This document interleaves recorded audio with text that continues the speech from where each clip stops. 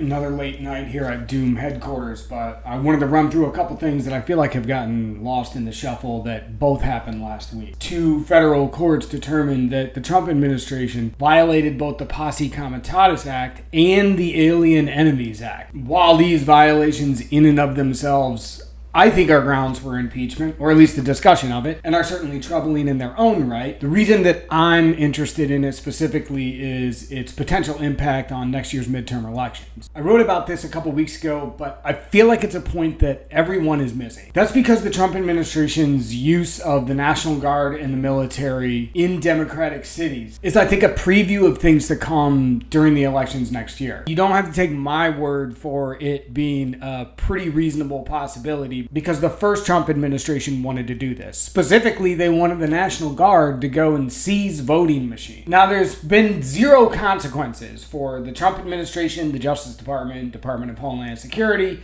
the Guard, the military, federal law enforcement. No consequences for any of these people and organizations for blatantly violating the Posse Comitatus Act, which says that the military cannot get involved in domestic law enforcement, or the Alien Enemies Act, which the Trump administration, quote, improperly invoked when it said that the presence of Tren de Aragua gang members inside the United States constituted an alien invasion. So if the Trump administration and federal law enforcement, the Guard, the military, the Justice Department, DHS, if all these people and entities can just violate these laws and nothing happens, what's stopping the Trump administration next year during the midterms? As far as I can tell, nothing. That is, unless Democrats do something. Whether it's Democrats in Congress impeaching Trump again, or something like Democratic mayors and governors using their law enforcement, their cops, to stop Trump's immigration agents and the National Guard from entering their cities and states. If neither of those things happen, Trump will continue to use the National Guard and the military, federal law enforcement, and whoever else he can find with guns to do his bidding. Going into next year, I think that looks something like using the National Guard and the military to suppress the vote in minority neighborhoods, or just seize voting machines and simply say that Republicans won.